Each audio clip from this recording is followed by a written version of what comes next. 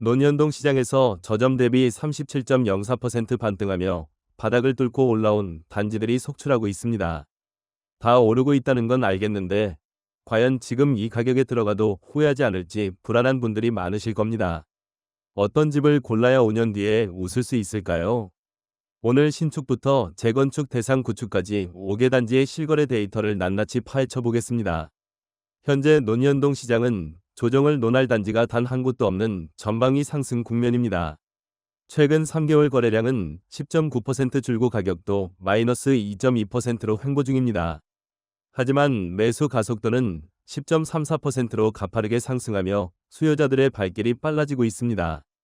주의할 점은 이곳이 토지거래허가 구역으로 묶여 있어 직접 들어와 살 사람이 아니면 집을 살 수 없다는 것입니다.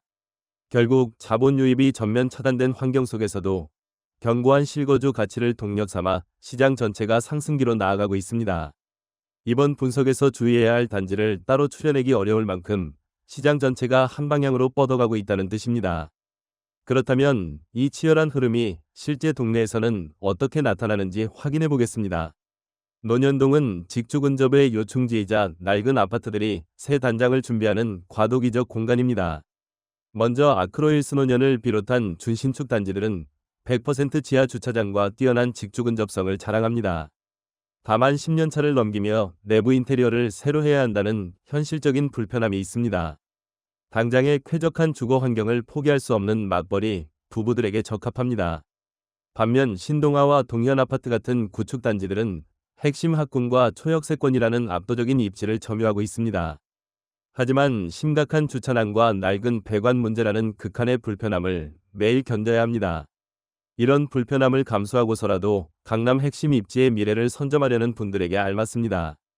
그렇다면 이 다양한 삶의 조건들이 실제 가격표에는 어떻게 새겨져 있는지 실거래 데이터로 확인해 보겠습니다. 규제라는 방파제 너머에서 진짜 실거주자들이 만들어낸 매매가를 살펴보겠습니다. 가장 먼저 시장을 이끄는 곳은 준공 11년차 아크로힐스 논현 84.0 타입입니다. 최근 2026년 1월에 31억 7천만 원으로 거래되며 정고점을 뚫었습니다. 주차난 없는 쾌적한 주거 경험을 위해 직접 입주할 분들의 수요가 몰렸다는 뜻입니다. 이 뜨거운 열기는 노후 단지로도 빠르게 번지고 있습니다. 준공 28년 자 신동아 84.0 타입은 2026년 1월 23억 원에 거래되며 신고가를 새로 썼습니다. 재건축이라는 미래를 위해 오늘의 불편함을 견디려는 분들이 굳건하게 자리를 지키고 있습니다. 강남 8학군 핵심 라인인 준공 40년차 동현아파트 84.0 타입 역시 2025년 11월 28억 6천만 원에 손바뀜되었습니다. 극심한 노후화에도 불구하고 아파트가 깔고 앉은 땅의 가치가 시세를 폭발적으로 견인하고 있습니다. 모든 단지가 오르고 있다고 해서 아무 단지나 덜컥 골라도 되는 건 아닙니다. 신고가 행진이 이어지는 지금 예산에 따라 현실적인 선택지가 확연히 달라지기 때문입니다.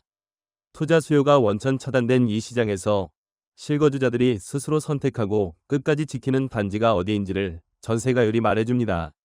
어떤 단지가 내 예산에 맞는지 아직 감이 안 잡히신다면 영상 설명란에 전문가 맞춤 분석 신청 링크를 달아두었습니다. 먼저 아크로힐스 논현 114.0 타입은 2026년 2월 34억 5천만 원에 실거래되었습니다. 이곳의 전세가율은 50.0%로 이 단지에 실거주하는 분들이 오래 머물고 싶어 한다는 증거입니다. 토지거래허가 구역 특성상 투자 수요가 아닌 순수 실거주 수요가 이 가격을 든든하게 받치고 있습니다. 이어서 신동아 114.0 타입은 2025년 11월 26억 원에 거래를 마쳤습니다. 전세가율 46.4%를 기록하며 초역세권 입지에 대한 높은 실거주 선호도를 입증하고 있습니다. 마지막으로 재건축 대장주 동현아파트 119.7 타입은 2025년 7월 33억 원에 거래되었습니다. 전세가율은 30.3%로 상당히 낮지만 훗날 새 아파트로 변모할 미래를 믿고 몸을 싣는 수요가 꾸준합니다. 마지막으로 논현동에서 집을 고를 때 반드시 기억해야 할 것 3가지입니다. 첫째, 건물의 낡음보다 땅의 무게를 먼저 계산하세요.